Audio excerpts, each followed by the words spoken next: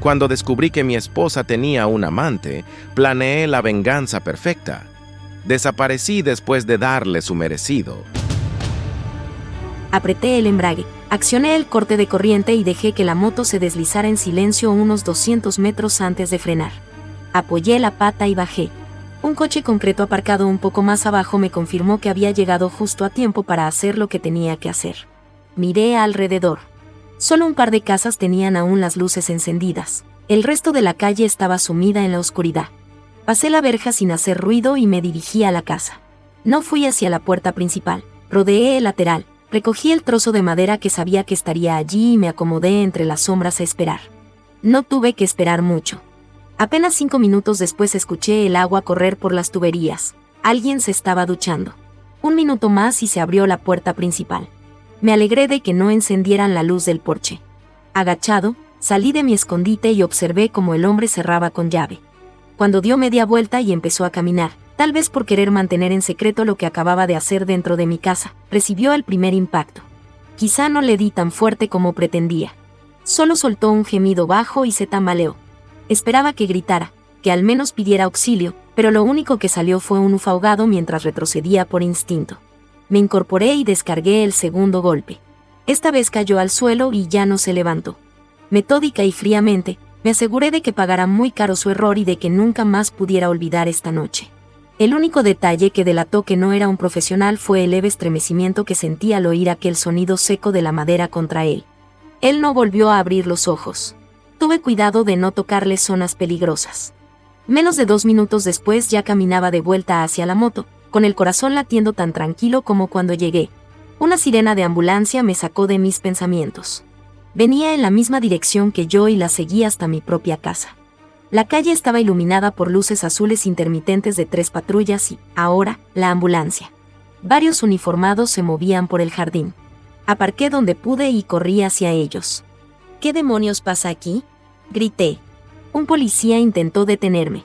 Lo esquivé, soltando preguntas a todos y a nadie, y empecé a gritar.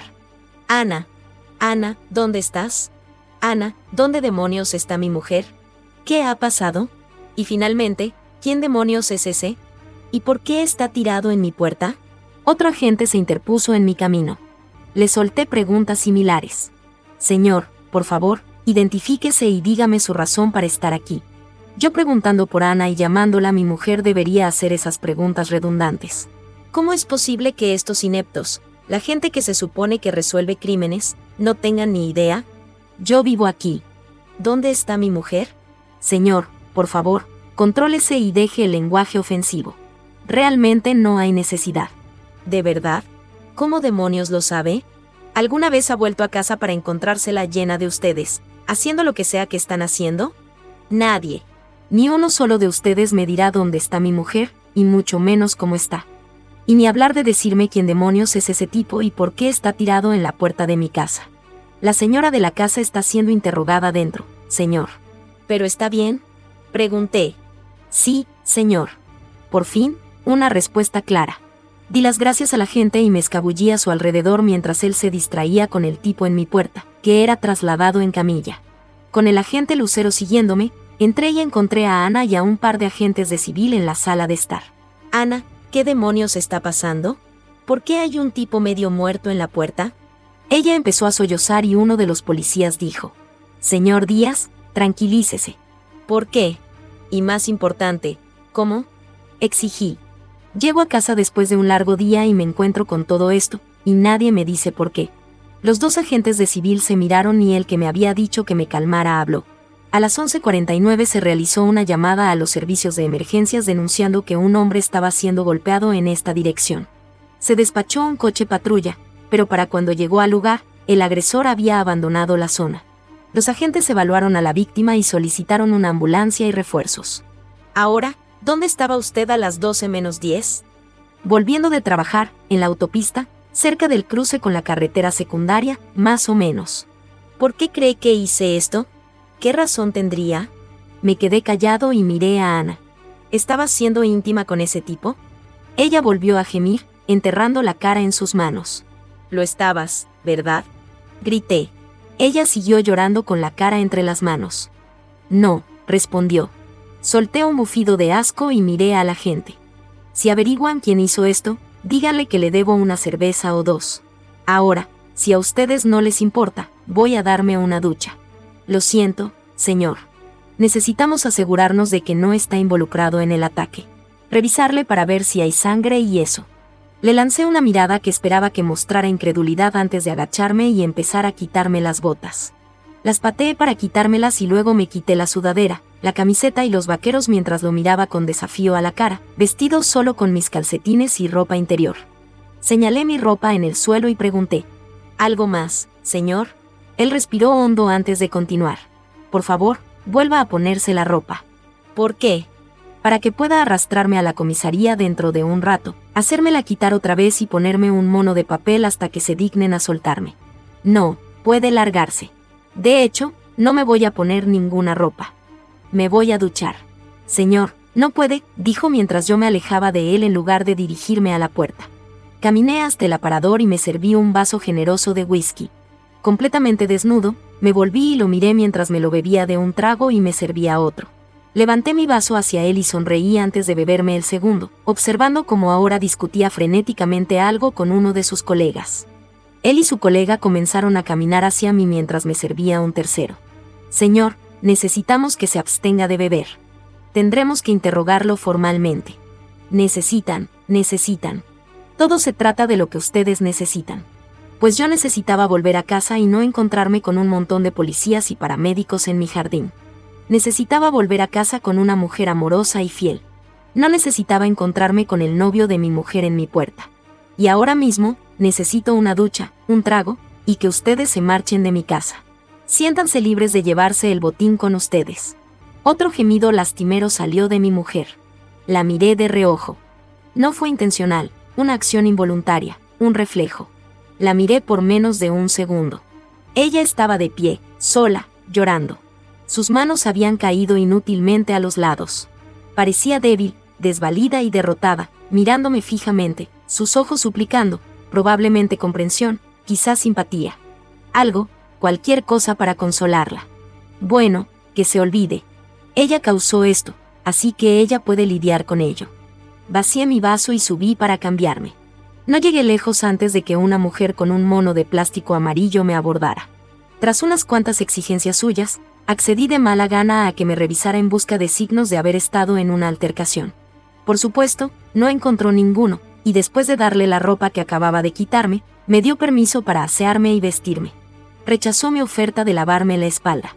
El fétido aroma de la traición asaltó mi nariz al entrar en el dormitorio.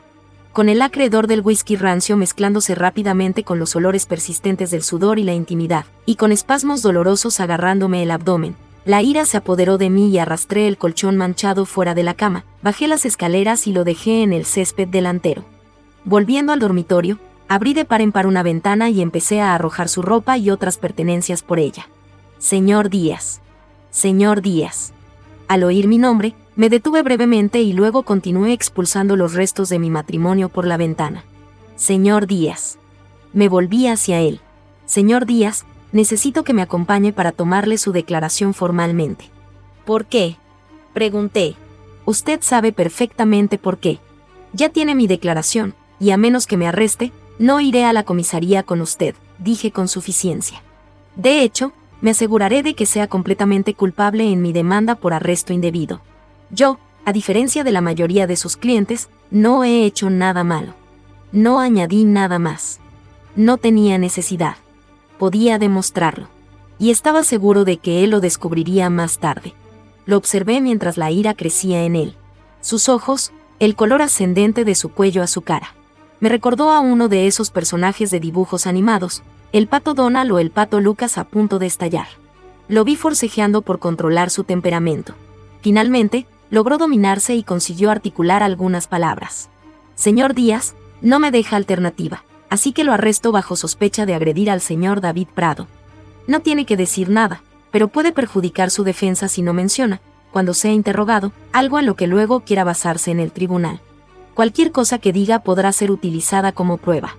Si no tiene o no puede pagar un abogado, se le designará uno. Sonriendo, me puse unos vaqueros y una camiseta y dije alegremente: ¿nos vamos? Me llevó afuera. Al pasar por la puerta abierta de la sala de estar, no pude resistirme y dije: ¿contenta ahora? Recoge tus cosas y lárgate. Vete a casa de tu madre o al burdel en el que trabajes. Me entregaron a un par de agentes, me metieron en la parte trasera de un coche y me llevaron a la comisaría. En el camino, uno de ellos dijo: la armaste buena con ese tipo. No te culpo. Probablemente habría hecho lo mismo si hubiera estado con mi mujer. Si lo hubiera sabido, dije entre dientes, habría hecho más que eso. ¿Cómo está? ¿Vivirá? No sé. Dime, ese oficial, el detective, ¿siempre es tan idiota? Oí dos risitas ahogadas, pero ninguno ofreció una opinión. Poco después, me registraron y me dejaron en una sala de interrogatorios. Esperando una larga espera, apoyé la cabeza en mis brazos e intenté dormirme. Parecía que cada vez que lograba cabecear, alguien entraba de golpe y me despertaba. Finalmente, el detective torpe entró y se sentó al otro lado de la mesa. Después de preguntarme si quería representación legal, me leyó mis derechos de nuevo y me informó que la entrevista estaba siendo grabada. Declaró su nombre y el mío y la hora, 4:57, me acusó de agresión, tanto agravada como de lesiones graves, y me dijo que estaban considerando cargos de intento de asesinato. Me aconsejó nuevamente que debería conseguir un abogado. Después de que decliné otra vez, me preguntó dónde estaba en el momento de la agresión al señor David Prado. Hablé como si lo encontrara mentalmente deficiente de alguna manera, articulando lenta y cuidadosamente. Como le dije anoche, volvía a casa por la autopista. Conduje directamente a casa sin paradas y seguía una ambulancia hasta mi hogar después de que me adelantara en la carretera. A mi llegada, descubro un grupo de agentes de policía, usted incluido. ¿Es un grupo? Tal vez patrulla o contingente sería más apropiado. No obstante, había muchos de ustedes y un cerdo sangrante en mi puerta. Poco después también descubrí que mi mujer era la cerda con la que había sido íntimo. Desde entonces, me han quitado la ropa y no me han permitido asearme después de un largo día de trabajo. A pesar de haber vomitado y permanecido con náuseas durante un tiempo después de ver y oler la confirmación residual de la traición de mi mujer. Además, se me ha impedido dormir. Llevo despierto más de 25 horas. Hice una pausa breve. Todo esto se lo dije en mi casa poco después de llegar. Observé cómo su ira crecía de nuevo. Noté antes que me había perdido el enrojecimiento de sus orejas como la primera señal de su disgusto la primera vez que lo provoqué. ¿Tiene alguna forma de corroborar esto? Sí. Si hubiera podido salirse con la suya, juro que me habría golpeado. En cambio, preguntó, forzando las palabras. ¿Por qué no dijo esto antes? ¿Por qué no preguntó? Creo que pasaron 2 minutos completos antes de que hablara de nuevo. ¿Qué prueba? ¿Todavía tiene sus partes privadas? Pregunté. ¿Qué? ¿Todavía tiene sus partes privadas? Pensaría que es una pregunta fácil de contestar. Un simple sí o no. Ahora, mira aquí. ¿Qué pasa? ¿La pregunta es demasiado difícil para usted? Intentaré hacérsela más fácil. Si hubiera sabido que estoy casado con una mujer mentirosa e infiel y que la encontraron con un tipo, habría echado a la mujer y castrado al mencionado tipo. Por lo tanto, si él todavía tiene sus partes privadas, no fui yo. Señor Díaz, no creo que se esté tomando esto en serio. Cielos, tal vez no sea tan estúpido como parece. Sonreí y fingí estar sorprendido. Le preguntaré de nuevo. ¿Tiene alguna prueba de que no estaba allí? No la llevo conmigo, pero si volvemos a mi furgoneta, puedo probar dónde estaba a las 7:30. ¿Y de qué serviría eso? Me limité a sentarme y encogerme de hombros. Me miró de una manera que me hizo pensar que intentaba someterme con la mirada. El pensamiento me hizo reír y él me espetó. ¿Cuál es esta prueba? Oh, tal vez solo un comprobante de entrega firmado, fechado y con hora que indica que estaba en Manchester a las 7:30 aproximadamente. ¿Servirá? Intenté no sonreír mientras lo observaba intentando calcular el tiempo necesario para conducir las 250 millas. Fallé. De hecho, me reí de nuevo cuando empezó a contar con los dedos. Sus orejas brillaban tan rojas que, si estuviera parado al lado de una carretera, el tráfico se detendría. Finalmente, dijo triunfante. Esos son como 300 millas. Mayormente autovías y autopistas. Si pisa el acelerador, podría haberlo hecho sin problemas. No, amigo mío. Eso no le da una coartada. Entonces debe cuadrar todo, ¿no? Sonreí y levanté las cejas hacia él varias veces, provocándolo aún más. Mirándome con furia, escupió que había suspendido la entrevista, me dijo que me quedara allí y salió de la habitación. 5 minutos después, volvió entrando a la sala. Sabía que me había equivocado en mis cálculos, ¿verdad? No dije nada.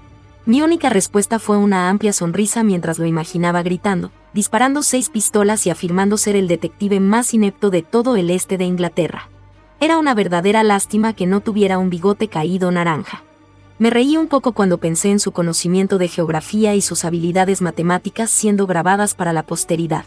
Salió de la habitación de nuevo y después de 10 minutos decidí intentar descansar de nuevo. No me sirvió de nada. No podía dejar de reírme. Eventualmente, algo más calmado, me dijo que podía irme. Por supuesto, no era tan simple. Tenía que ser formalmente liberado y firmar formularios antes de que me permitieran irme por mi camino. Parte de mí estaba contento de que Ana todavía estuviera en casa cuando llegué. La parte que olvidó recoger mis llaves anoche y la parte que no quería tener que elegir entre forzar la entrada a mi propia casa y tener una ventana que reparar o acampar en el colchón en el césped delantero. Para ser honesto, no parecía que ella hubiera dormido mucho más que yo. Por supuesto, cuando me dejó entrar, se llenó de disculpas sobre cómo había sido un error y que nunca lo volvería a hacer. Logré contenerme incluso cuando dijo que era la primera vez. Tenía que ser cuidadoso y mantener mi ignorancia. Después de todo, si lo hubiera sabido de antemano, podría haber sido posible haber instigado el ataque de alguna manera. Ignorando sus plañideras, subí y me di la ducha que me había prometido anoche. Mientras el agua tibia me cubría, empecé a planificar mi día. Lo primero en lo que pensé fue en ver a un abogado. ¿Trabajan los sábados? Decidí buscar en internet cuando hubiera terminado otro asunto y echar un vistazo. Me sequé con la toalla y entré en el dormitorio para coger una camisa limpia, ropa interior y calcetines. Nada había cambiado desde la última vez que estuve allí. Eché un vistazo por la ventana y asentí con satisfacción al ver su ropa todavía adornando nuestro jardín y el de 2 vecinos. Buscar un abogado pasó a ser el tercer punto en mi lista de tareas. Cuando llegué al pie de las escaleras, ella me llamó diciéndome que había hecho café. Debo admitir que me vendría muy bien uno. Me reuní con ella en la sala de estar. Estaba de pie, mirándome. Sus ojos estaban rojos y las huellas de las lágrimas le bajaban por las mejillas. ¿Quién es él? Pregunté. Nadie. Quiero decir, nadie, ya sabes. Me quedé de pie mirándola, esperando una respuesta a mi pregunta. No estoy seguro de cuánto tiempo pasó antes de que se diera. Daniel Esteves. Armado con el nombre, caminé hasta el teléfono y marqué el hospital. Unas pocas palabras con alguien al otro extremo, y me pasaron a su sala. Pregunté por su salud y, por supuesto, soltaron la tontería habitual sobre cómo no podían decirme nada. Así que pregunté si tenía alguna familia con él. Sonreí cuando me dijeron que su mujer estaba allí y que irían a buscarla. Escuché el taconeo de sus pasos alejándose y luego regresando antes de que se levantara el auricular. Hola, soy Julia Esteves. ¿Quién es? Hola Julia, me llamo Carlos Díaz. Usted no me conoce, y por lo mismo, su marido tampoco. La llamo para decirle dónde vivo. No entiendo. ¿Por qué querría saber su dirección? Pensé que quizás preferiría un lugar un poco más privado que una sala de hospital cuando conozca a mi mujer, Ana Díaz. Ya sabe, pueden hablar de cosas. Cosas de las que hablan las mujeres, tejido, labores del hogar y así. Tal vez intercambiar recetas y discutir el largo y ancho de las partes privadas de su marido, y que es exactamente lo que lo hace un amante tan tremendo que mi mujer ha elegido ser mi exmujer por amor a ello. Ana me había estado observando, escuchando cada una de mis palabras con incredulidad, pero finalmente gritó. No. Esperaba que la señora Esteves colgara el auricular. En cambio, me pidió mi dirección. Se la di junto con mi número de móvil, y me dijo que vendría de inmediato. Le dije que pondría la tetera al fuego. Mientras esperaba, pensé en extender una sábana de plástico en el suelo de la sala de estar. Pero después de comprobar cuánto yogur y crema batida había en la nevera, decidí no hacerlo. Mucho más rápido de lo que hubiera pensado posible, un chirrido de neumáticos anunció su llegada. Esperaba que hubiera tenido en cuenta los 2 radares de velocidad. Prefería que no recibiera multas además de todo lo demás. Abrí la puerta principal antes de que llegara a ella, y me alegré de haberlo hecho. Por la forma en que entró, creo que la habría derribado si hubiera estado cerrada. Al ver a mi mujer, dijo. ¿Es cierto? Escucha, no es como si. Un sonido parecido a un látigo llenó mis oídos. No te atrevas a mentirme, mujer infiel, gritó Julia. Tienes que entender, sollozó Ana. No queríamos que pasara. ¿Qué? Me pregunté en silencio. ¿No querías vestirte con lencería sexy para él? ¿No querías invitarlo aquí cuando yo no estaba? Nosotros. ¿Quieres decir que tú y él no hicieron nada para evitarlo? La voz de Julia ahora estaba a unos 90 decibeles. Simplemente no pudimos, balbuceó Ana. Tú podrías haber dicho no, estoy casada, o no, tú estás casado. Él debería haber dicho lo mismo, pero no, en lugar de eso elegiste ser una mujer infiel. La voz de Julia era ahora lo suficientemente baja como para llamarlo un grito. Bueno, espero que seas feliz con él. Cuídalo cuando lo dejen salir del hospital. Se rió entre dientes. Me dicen que necesitará muchos cuidados. Tendrás que vestirlo, alimentarlo, incluso limpiarle el trasero. Tu marido ha hecho un trabajo con él. Miró hacia mí y dijo dulcemente. Gracias. Oh, disculpe señora Julia, pero como le dije al detective genio anoche, si lo hubiera hecho yo no tendría sus partes privadas. Esperaré hasta que esté de pie otra vez para hacerle saber lo mucho que me ha enfadado. ¿Té o café? Café, por favor, dijo con una sonrisa. Dejamos a la mujer infiel y nos sentamos en la cocina. Los compañeros inocentes y traicionados para hablar de muchas cosas, de personas mentirosas, socios desleales, matrimonios y todo lo intermedio. De por qué los infieles mienten y el empañamiento de nuestros anillos. Hablamos un rato.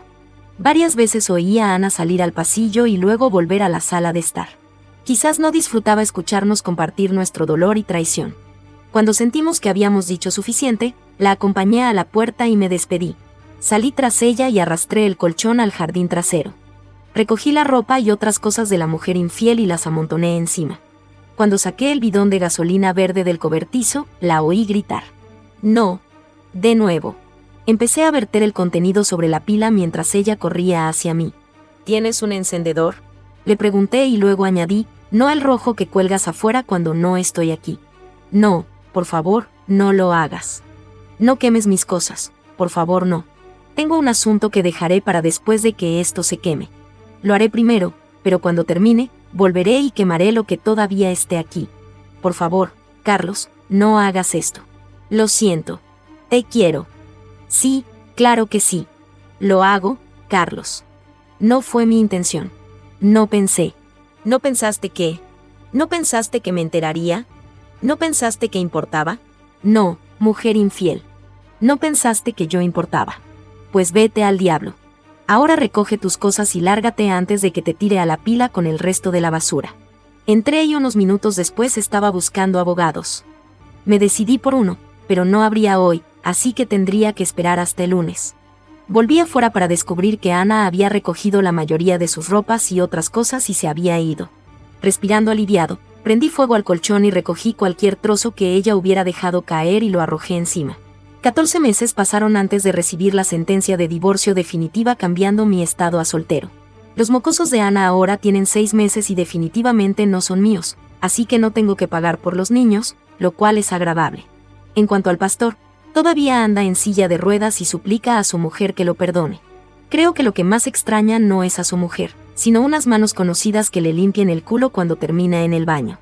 En cuanto al detective genio, en serio ese es su nombre, nunca descubrió quién lo hizo, aunque me llevó un par de veces más para ayudarlo con sus pesquisas. Pero no fui muy servicial. Hay algunas cosas que no le dije. No le dije que mi amigo Esteban me visitó un par de semanas antes. No le dije que Ana le había abierto la puerta en ropa interior y le había dicho que se fuera. Que Esteban se había quedado cerca de su moto para fumar un cigarrillo y llamar a otro amigo, y simplemente vio llegar al pastor y ser recibido por Ana.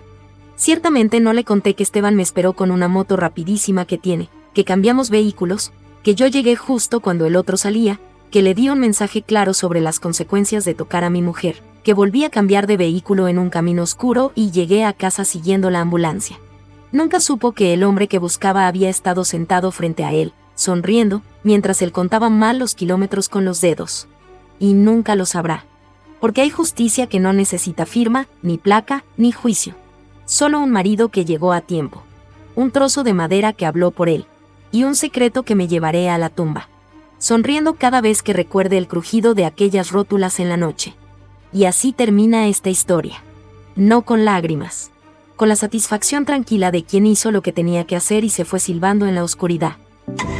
No olvides suscribirte a tu canal preferido de historias, Crónicas de Reddit.